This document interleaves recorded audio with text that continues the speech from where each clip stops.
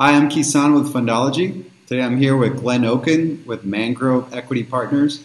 Glenn, could you give me a little overview on your approach to creating value in portfolio companies? Sure. Kison, Mangrove's a little odd in this regard as well. We place a huge emphasis on internal operating capabilities and being a really great partner to portfolio companies and the owner-operators that run those companies. We have a three-man internal operating team that actually owns half of the carry, half of the ownership in our fund, and was seminal in the impetus for founding Mangrove. These guys have multiple engineering degrees. They are serial CEO, COO, and CFO types, and they have a very sophisticated toolbox that allows them to be materially helpful to portfolio companies well beyond the typical lower middle market private equity fund, where the commodity of cash is perhaps the full extent of what they can really bring to the table. And we came to this emphasis pretty organically long ago. I recruited these guys to private equity 16 years ago, seeing that our industry really, in my mind, was falling short. It was sort of a grasp or stroke of the obvious in that we had a portfolio of often a dozen companies or more, and yet within our private equity firms, as was typical the industry, there really was not much in the way of internal capacity, people that had scar tissue and a deep understanding of operations and the true ability to help companies play defense or offense as necessary. Great. What are some of the specific things your operating partners do to achieve those things? But it's quite a grab bag, and it's absolutely customized depending on what the company needs and what comes up during our tenure with the business. You can address this possibly by looking at the skill set that these folks have.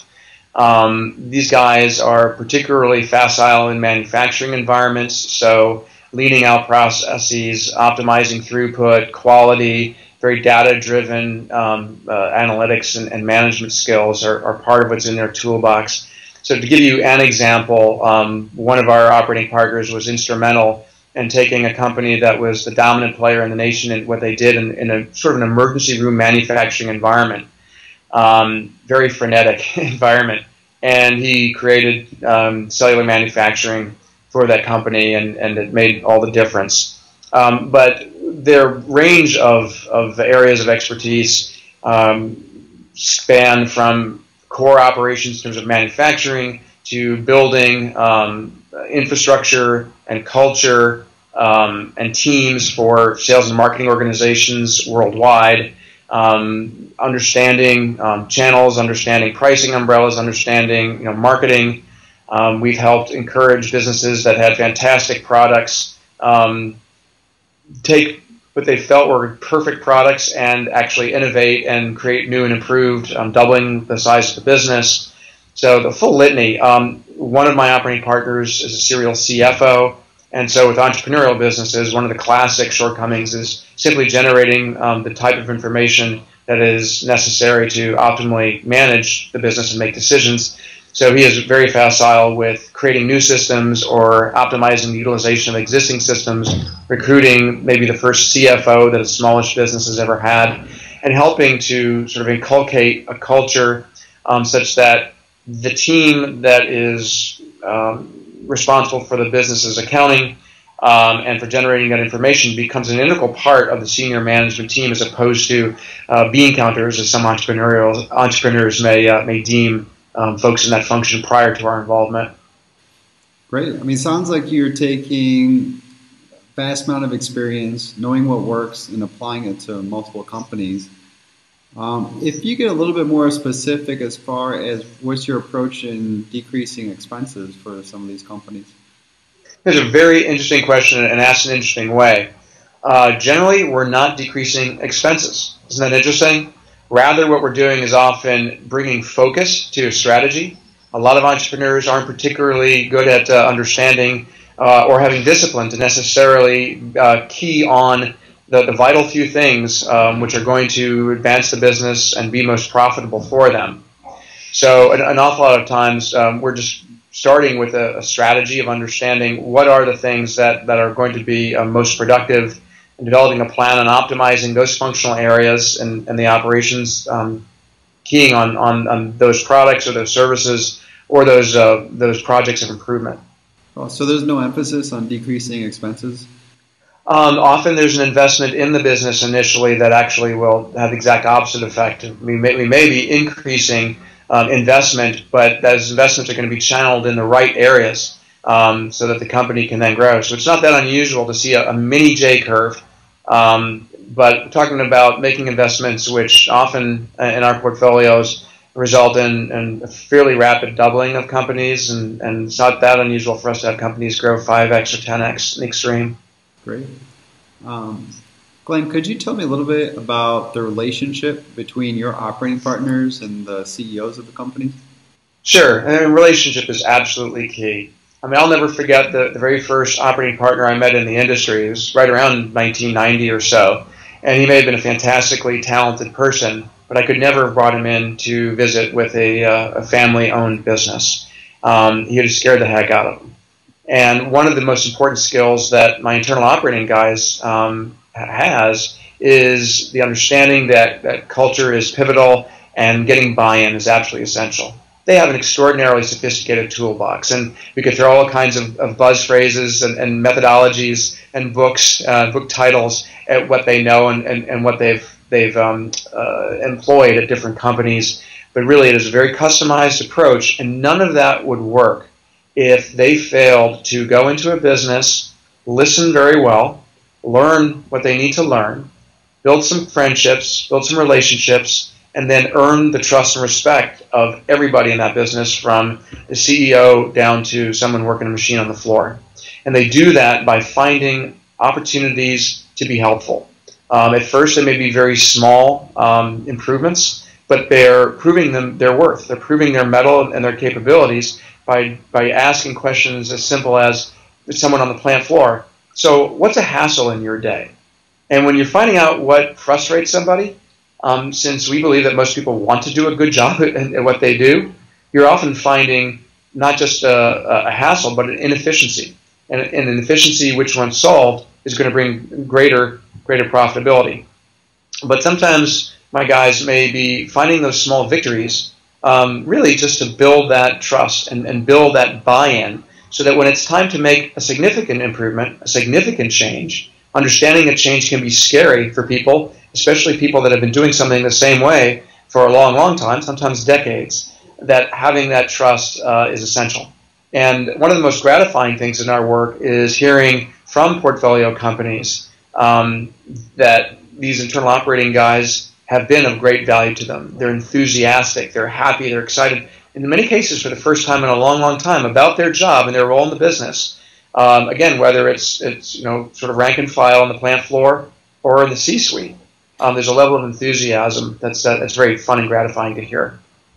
And one thing that's very important is to obviously share in these gains with people. People need to understand that they're not doing it for somebody else exclusively, that when the company does better, that they're going to be rewarded. So we definitely tie incentives to the correct behaviors and the correct improvements. Okay, so you're building trust in the relationship to achieve those goals. Always. When it comes to doing acquisitions, how early do you introduce that strategy and carry it out? Well, it's something we discuss before we even become partners with someone. We want to find out whether they are desirous of growing through add-on acquisitions. If they're not excited about it, then we shouldn't do it. If they're excited about it, and if they or we have or can create ideas as to specific targets, then we'd be delighted to start the process of dialoguing with targets. I think with one important caveat, and that is that anytime you build a new partnership and you invest in a business, if you have some essential and early improvements to make, such as introducing a CFO if they never had one or need one, such as getting systems buttoned down, we think it's pretty critical to get the ship sailing correctly before you introduce the complexity of buying and then integrating a business. We're definitely conservative with respect to wanting to have quality growth. So in terms of consolidations, and we've done in our past, in our careers, we've done a lot of consolidating, but we're always pretty sober about wanting quality growth bottom line growth, and not just blowing up the top line for the sake of size. Great. And I'm sorry, but who better to help with that integration than a private equity fund that has internal operating capabilities to shoulder some of that volume and some of those responsibilities and integration. Can we talk a little more about that as far as utilizing some of your experience in past transactions into ongoing transactions? Well, sure. If I understand the question, pardon me if I don't. We learn from everything that we've done, and 55 industries into this, we've learned an awful lot in all regards. Not just with respect to consolidations or integration. What would be some of the key advantages that you've accumulated in doing all the 125 transactions? Myriad. First and foremost would be what we learn about the front end. And by the way, as an aside, I underestimated the power of having internal operators on the front end. That is, I knew what they could do in terms of helping portfolio companies grow, helping portfolio companies optimize, get through speed bumps, and so on. But I underestimated the power of having an early dialogue when we're first introduced to a company. Have that dialogue be operator to operator and often engineer to engineer or gearhead to gearhead, as it were. I underestimated the commonality that those guys can build, and again, the trust. I neglected to mention that the vast majority of our work is majority recapitalizations, where we're buying 70 or 80% of the company as opposed to 100%. So the owner or an owner, or some of the owners, some of the ownership group is going to retain 20, 30, 40% of the company. We're flexible there as to the amount, but the point is they're going to stay on. So they should care very, very much about whom they're partnering with. And they don't want to just be numbers guys and deal guys. They really resonate well with people that know what the heck they're talking about. One of the great frustrations I hear from company owners is having a majority owner not have that perspective and not honestly really understanding strategy, not understanding core operations to the extent that our team does. And the majority owner is going to shape strategy, if not dictate, and is going to shape, operational decisions, if not dictate.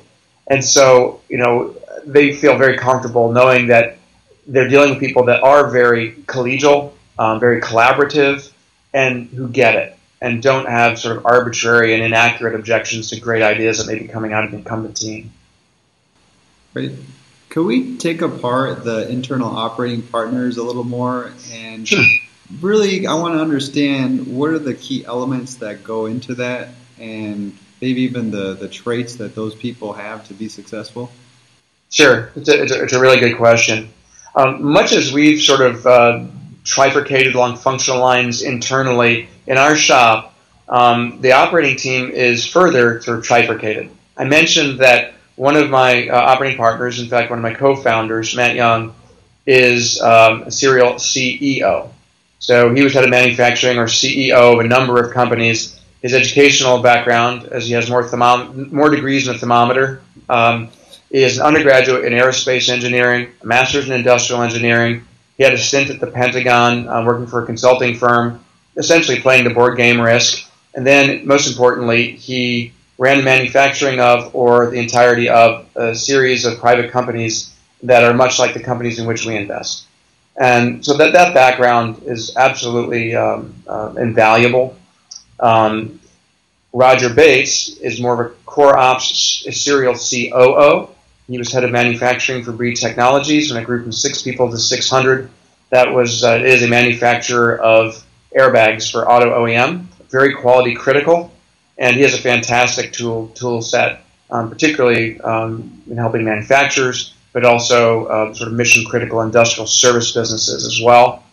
And Barry Cortice has been a serial CFO, including a CFO of a large consolidation, very systems savvy, and he works to shore up the CFO reporting and systems functions of portfolio companies. So you have one piece of basically the whole C-suite. What are the key things for them to be successful beyond just being able to work together? Internally or externally? Both. Okay, both. Well, I think that structure is key in having all those athletes basically on the field, because they're three very different things that they specialize in. I'd say the keys are just really having the chops, really having the operating savvy, not making it overly complicated, not being overbearing, but when asked and as appropriate, taking out that right tool and truly having the skill set to be helpful. I think one of the nuanced important things is that they shouldn't just go in and do, for portfolio companies. I think one of the key things is they be the coaches and the mentors and the tool providers that they are.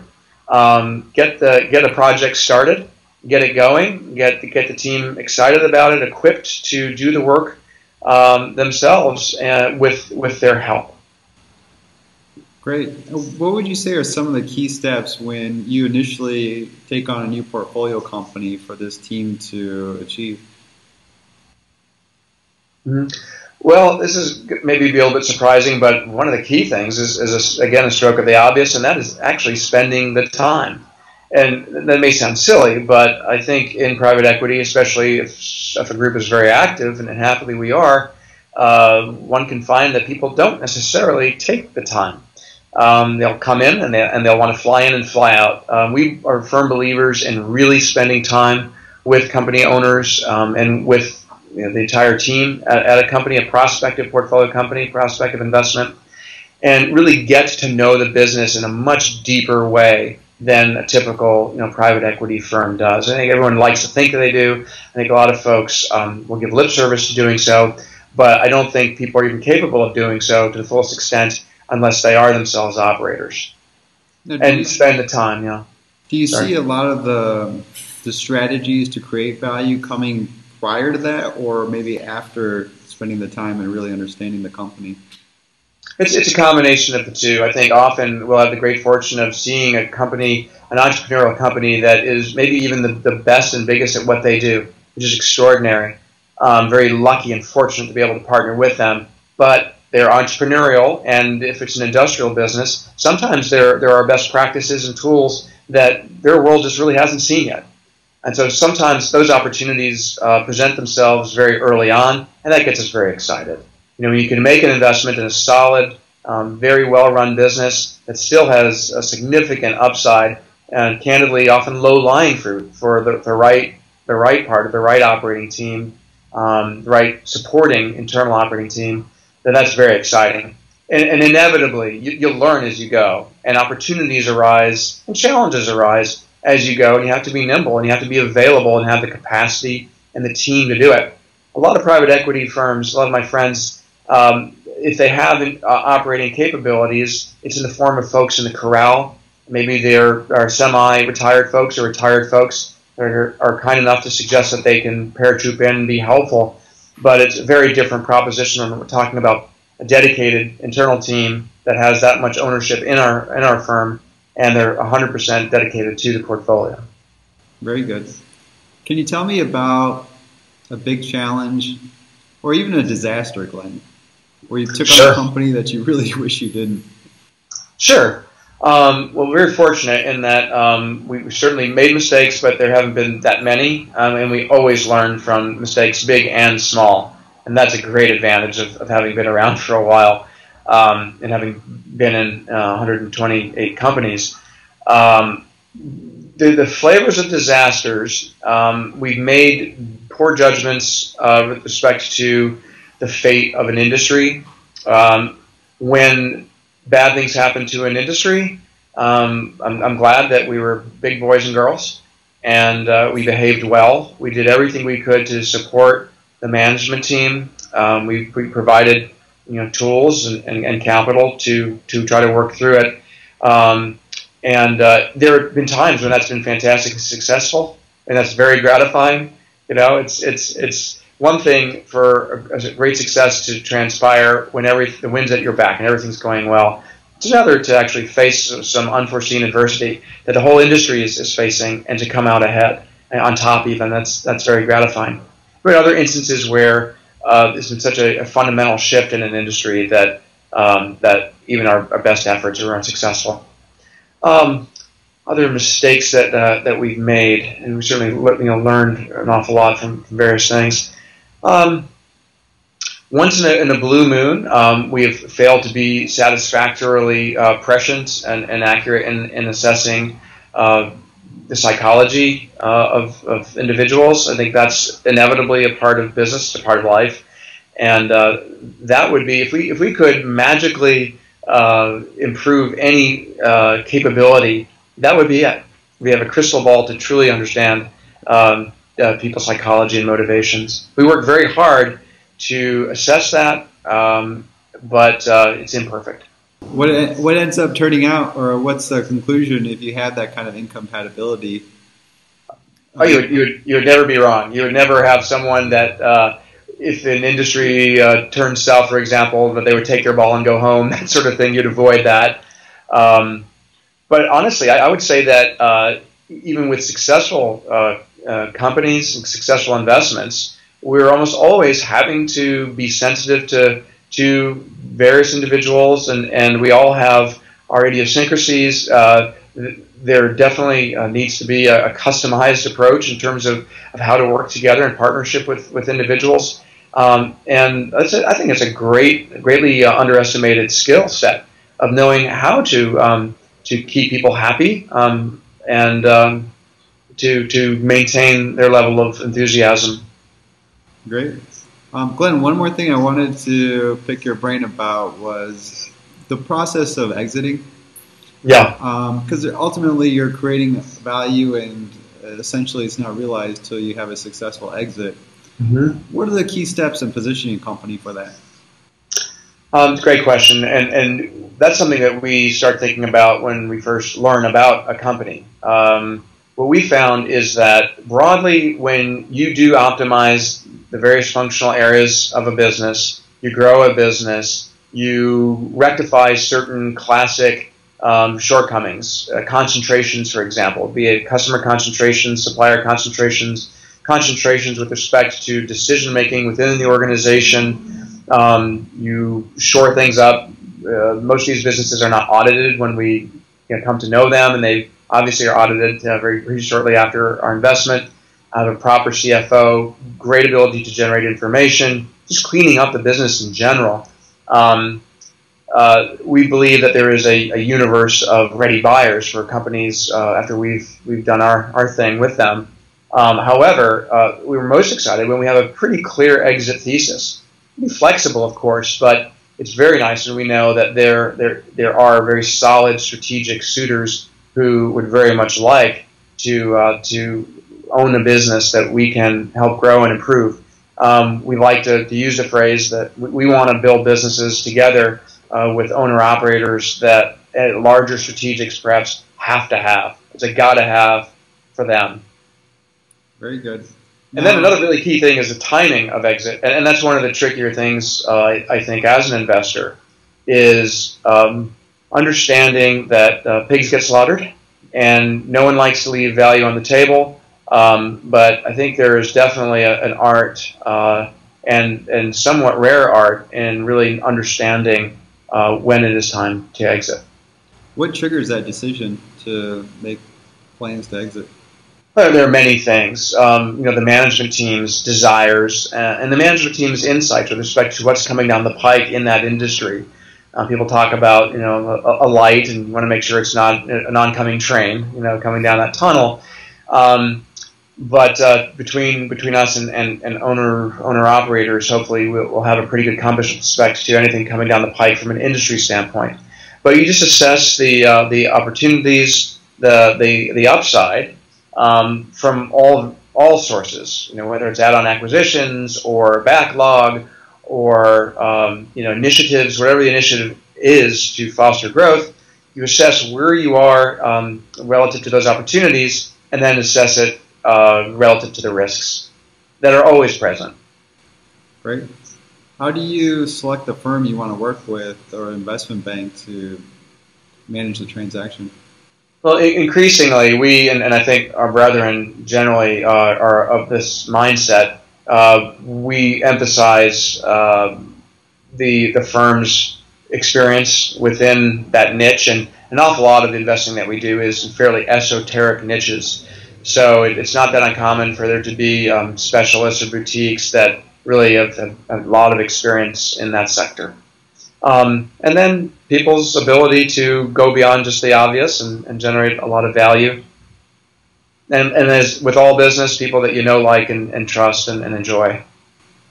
Very good. Glenn, I appreciate the time today. Well, thank you very much. Thank you. It's a pleasure.